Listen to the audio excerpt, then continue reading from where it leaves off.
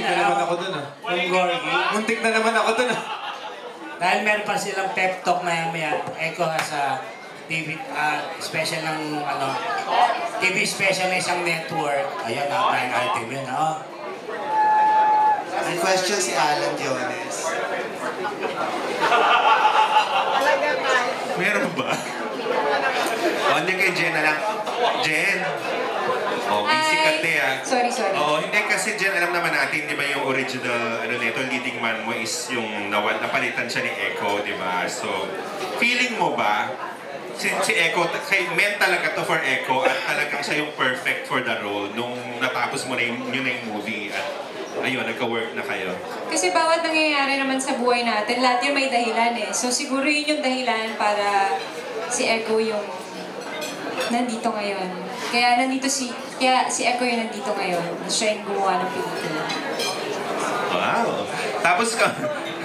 Tapos, kamusta kayo, Jen? Kamusta yung dynamics nyo ni Echo? Paano yung relasyon nyo sa set, working together, versus yung kayo ni Jeric? Paano yung pagkakaiba or pagkakatulad? Si Echo kasi yan eh, napaka-friendly. Sa lahat ng tao talagang kakausapin niya yan isa-isa. Maalaga yan, maalalay. Tapos pakain yan, padala ng Kuya Jay sa set yan.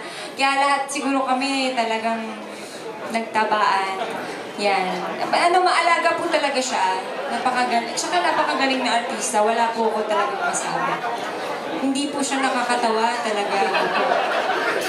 Oo, walay lang yung patawa, pero oo. Naging crush mo ba si Echo before, Jen? Nung panahon niyang Pangako sa'yo? Oo, mga ganun. Ay, opo naman. Yung bata pa ako, noon yung mga...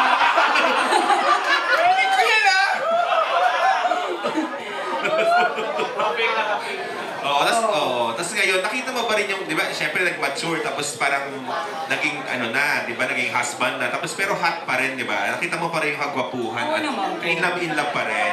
Ay, oo naman po. Gwapong-gwapo naman po talaga siya sa personal. At kahit sa TV po. At posibleng ma-in love ka if kung yung wala kang relasyon at walang mga something. Depende po eh. Kung at walang asawa rin si Echo. Po? At walang asawa rin siya, halimbawa, posibleng Hindi ko pa po alam. Nagtago na. O ano yung mga na-discover mo pa sa kanya na pinaka-gusto mong natuklasan mo? Napakagaling po niya makisama. Yun po yun. Tsaka importante po yun sa bawat tao. Pakikisama sa lahat ng klase ng tao. Tsaka magaling ako magpatawa. Hindi talaga eh. O ikaw, Echo, yung partner mo ay talaga, di ba paganda ng paganda si Jen? Parang sobrang hot niya talaga. Sobra, no? Pumuti ang... Nakakapagod na nga po eh. Minsan nga po. Hirap.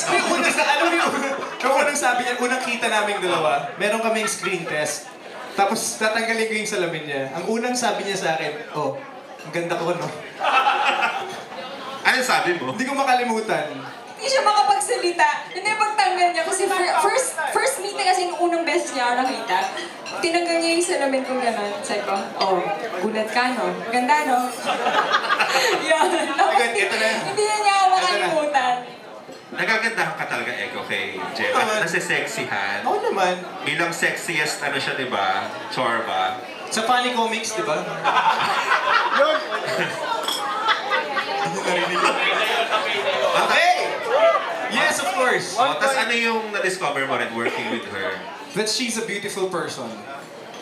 And then she shared stories sa akin na nabilib ako sa kanya. Ano yung shinare niya? Hindi ko siya share sa inyo. Ay, dapat. May secret na kami. Hindi. I mean... Personal? Well, yeah. Some stories about her life. Paano siya nag-start. Pareho kami nag-start sa contest. Diba? And then yung stories niya before... Oo nga, pareho kayo nanalo ng mga winners. Yeah. Reality. Actually, sinasabi ko naman sa kanya, it was talaga. Ang galing na marinig ko yung mga stories na shinare niya sa akin dati. May love life din na na-share?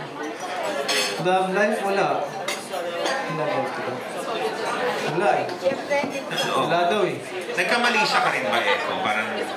Ha? Mali siya? Feeling mo kung binata ka, pwede ka rin ma-attract na in love. Sabi, contract ko sa Kuya Jay, bawal ako sumagot ng mga ganyan talaga. Ang higpit ng Oo, restaurant. kasama yan.